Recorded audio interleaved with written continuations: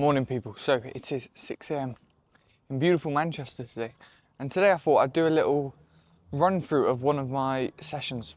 So I'm going to do an upper day today, and it's very similar to how I would structure most of my clients who run upper days.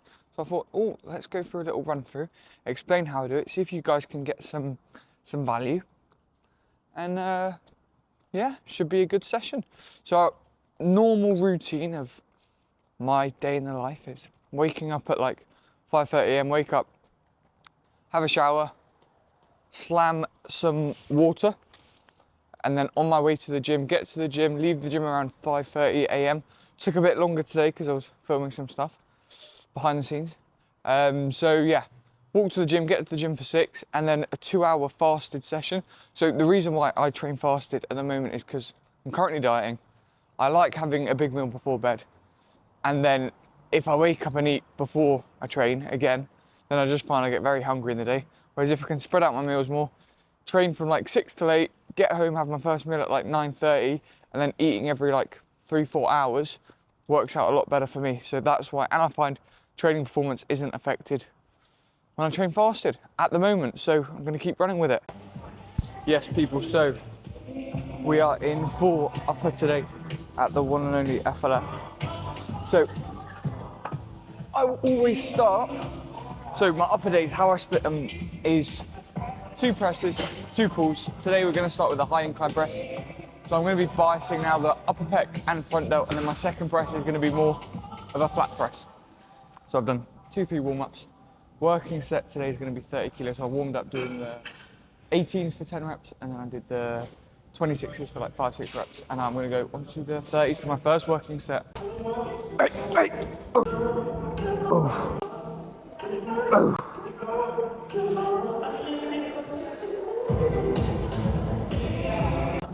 Hey.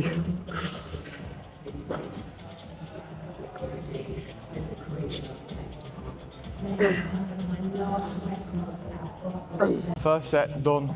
First set I hit a 6 to 8 rep. I think I hit like 8 reps.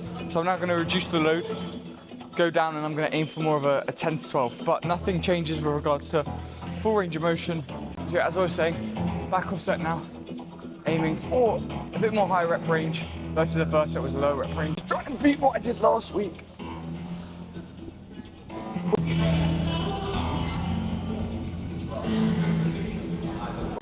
Right.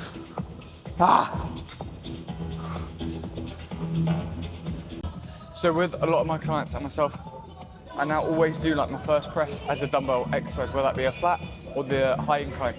Reason for that is most gyms aren't as well equipped as FLF here.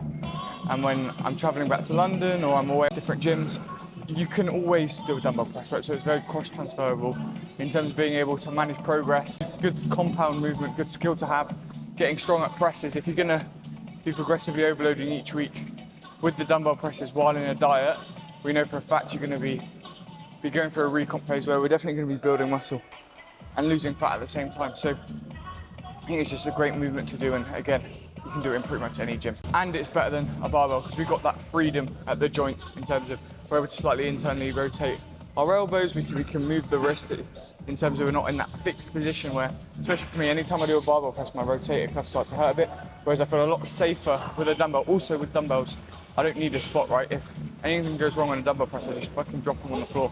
Whereas with a barbell, I'm stuck and I don't want to get squashed. So just on my third set on there, again, so with how I do is first set heaviest, aiming for like an 8 to 10, second set reduce the load, 10 to 12, last set 12 to 15, reducing the load even more. So the first set, my heaviest set, trying to get the most out of that. Then I'm reducing the weight as I go to get more reps. So I've done high incline press there, now I'm going to go onto a flat cable press. So first exercise done, now we're going on to the flat cable prime press, which is a great movement because we can adjust the resistance profile, but for most clients, honestly, most people, you don't need to stress about this. So again, same principles, first set, the heaviest set, aiming for an 8 to 10, then dropping the weight as we go, again using progressive overload, only one warm up here because I've basically already warm, right, and I know what my working weight is from last week.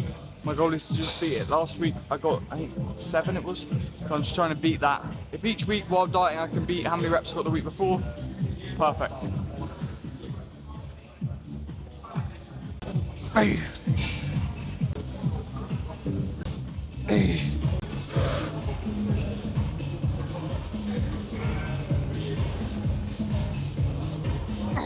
we go, big win.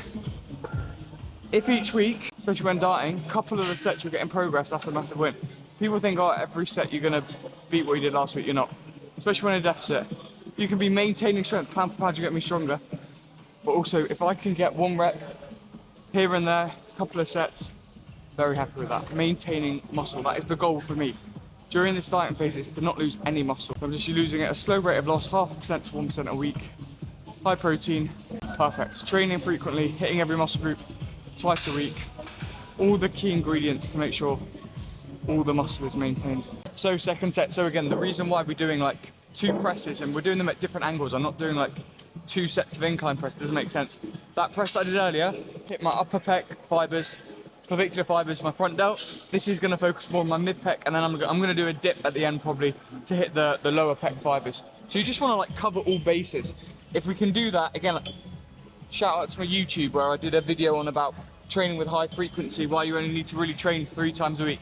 On this split, upper low is 4 times a week, but it's the same rationale of just hitting every muscle group as frequently as possible and then giving it time to recover, 2-3 days, and then bang, hitting it again. So here's second set, a little bit higher reps. Well, that's the goal.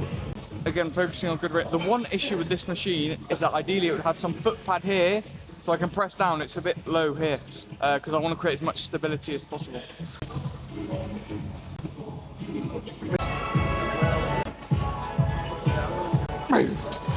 Oh, big set. Right, so presses, well, almost done. We're gonna do dips after. Now I'm gonna go on to pull movement. So starting with the lat focus, I'm doing it single arm because I'm happy to spend 2 hours in the gym. Most of my clients aren't happy to do that. So an alternative for this would be some sort of close grip pull down or row, where the main focus is driving my elbow down to my hips. So I've done a couple of warm-ups, again, same principles. To be fair, for my lat work, I do like working in a bit of a higher rep range, just because if I want to try go too heavy, like in this, like 8 reps or lower, I start getting my upper back involved, my rear delts, whereas here, it's so easy for all your upper back to get involved. So I just want to keep it purely isolated on that, so I work in a little bit of a higher rep range. Again, just elbows down to hip. This machine's great because it offers so many points of stability as well. Hey.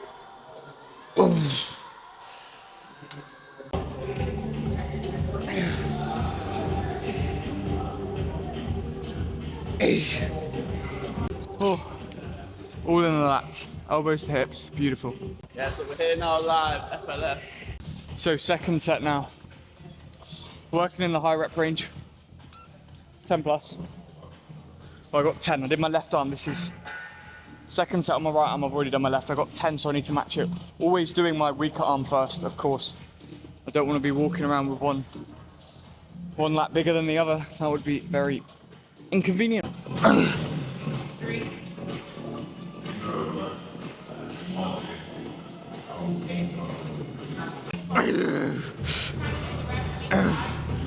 Oh, I'm actually doing a drop set on this today, just because I've realised I actually am a bit short on time today, and filming makes the sessions take a bit longer.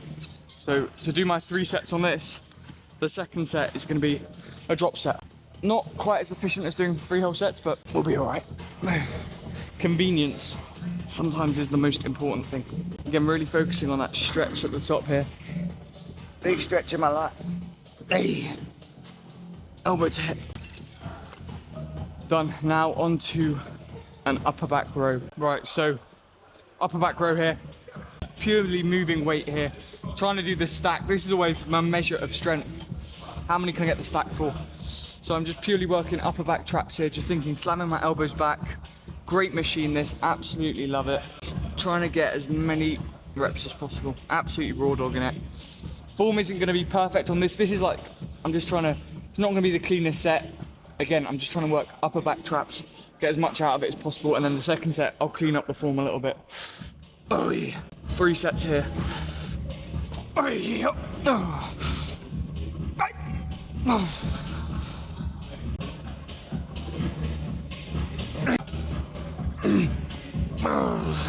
So there you'll see here, just really emphasising that stretch. I'm not getting, like the first few reps, I'm getting it decently back, but then the last few is more just about really emphasising that lengthened range, that stretch, because that's where all the growth occurs, right? That's where you're getting a big stretch in your muscle fibers. That's where you're getting the damage occurring in that lengthened position. So I want to spend time there.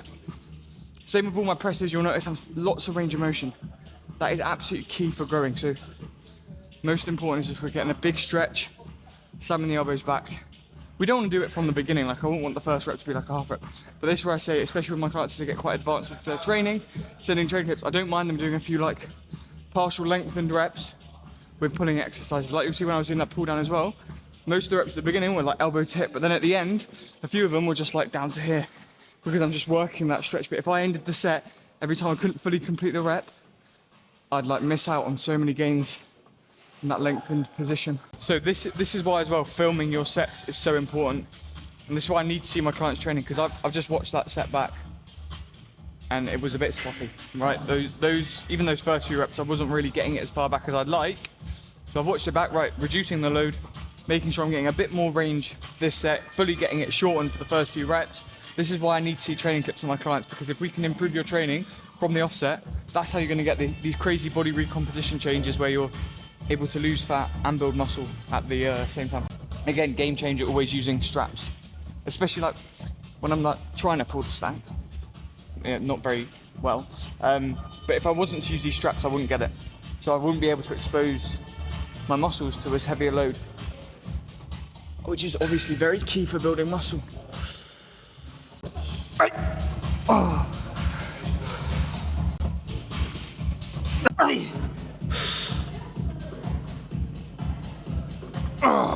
Oh, big set. So on to the next exercise. So to finish, I'm going to do, well, before I go on to a bit of arms, because every day is arm day. So a little superset that I like to do, again, for clients, busy working professionals, family people. This is a great superset. So what I'll do is I'll get people doing assisted, so to make it easier, right? Especially at the end of a session, we're quite fatigued, so we can use this to do like an assisted pull-up into assisted dips. So supersetting it, having 30-second rest in between, again, helps us top up that volume, very time efficient, and they're good compounds. Again, the dip to work the triceps and the lower pec, and then the pull-ups, again, depending on the grip that we're going to use. So if we're going to go for more of a neutral grip, thinking elbows to hip, that's going to be more lats. And if we're going to go for a traditional pull-up grip, that's going to be more upper back, rear delt, teres. So me now, because I've already hit the lats, I've hit mid-back with that row and upper back, I'm just going to go with a bit of a wider grip for the pull-up. And then with the dips, I'm going to just do body weight. Again, just really emphasizing full range of motion, most importantly. So again, I'm just doing body weight because I'm just trying to rinse the most out of it. So I'm going to start with the dip, because I've just done a pull there. So again, just really emphasizing that full range of motion. Pausing at the bottom. Oh, until clients send video clips with form like this, I always tell them to use the assisted dip. So I want to just make sure it's spot on. Dips are so easy to get injured because you're exposing yourself in this vulnerable position at the bottom. You can't control the weight, you're just going to get injured. So I'd rather just reduce the weight, make sure form's perfect. Oh, these dips are hard, man. So then I'll rest 30 seconds and then I'll go into some pull-ups. Right, I'm going to do pull-ups over here because this grip's nicer. Again, using straps because I don't want the limiting factor to be my forearms are burning. I want to be isolating the back. So, see how many reps we can get. Again, really emphasizing that stretch at the bottom. Oh, hey.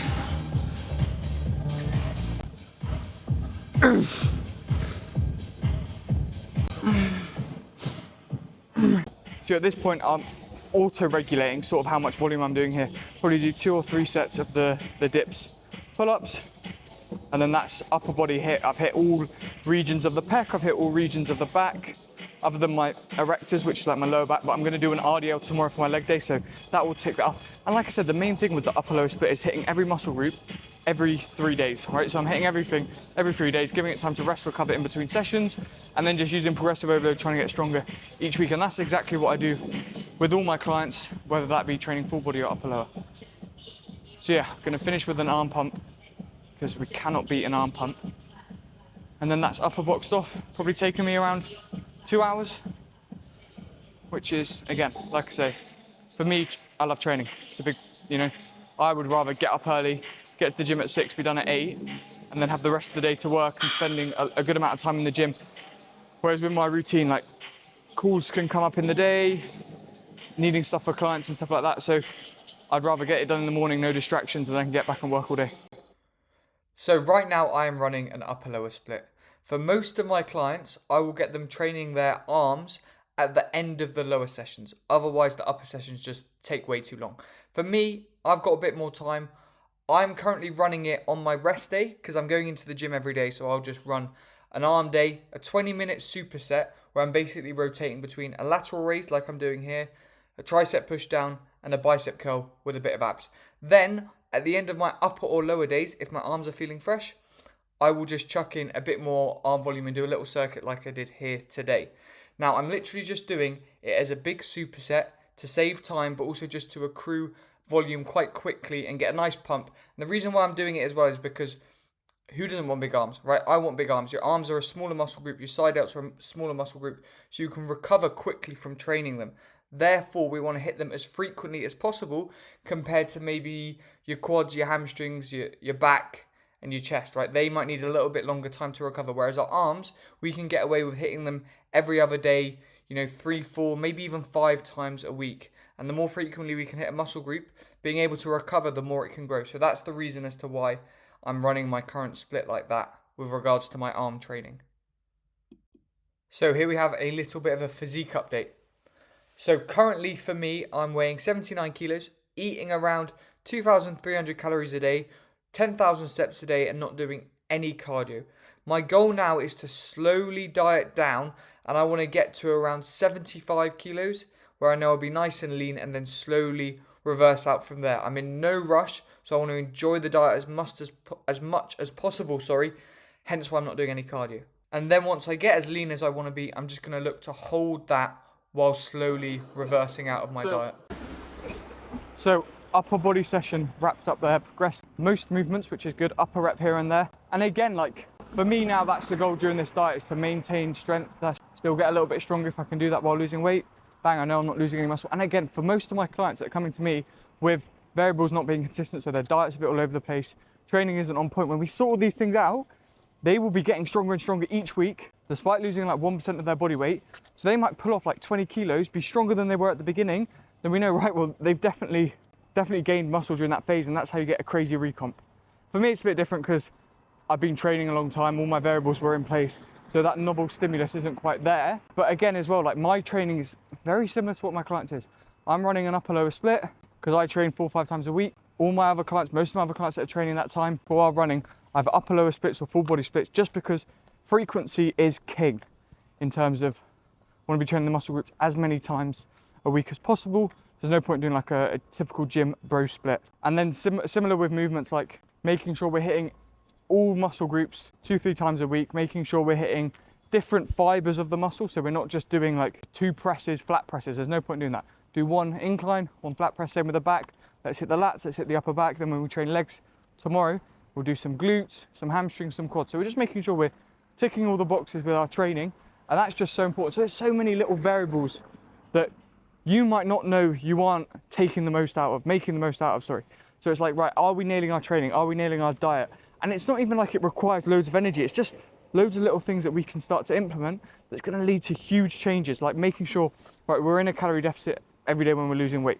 We're hitting our muscle groups, we're sorting our training out so we're building muscle. We're hitting a step target, we're drinking 3 litres of water, we're doing our assigned cardio that we can consistently stick to. If we can find that plan that we can consistently stick to, dieting is easy. Dieting, honestly, people just set unrealistic goals, unrealistic expectations, a plan that they can't stick to, that they don't enjoy, and then they get upset when they don't see a result. You're never going to see a result like that. So if you are interested in coaching, you want to get shredded, you're trying to get a result like that on my page, then just drop me a message, see how I can help. Either drop a comment on the YouTube below, follow me on Instagram, and look, if you want to get shredded and you're feeling a bit lost, you're not sure what to do, then even if we just get on a chat and have a little call, see how I can help you out, I'd be more than happy to do that. So yeah, hopefully you enjoyed this upper session breakdown and you took some tips away of how you can maybe implement it within your training. Yeah. Leg day tomorrow, so might do another one like that.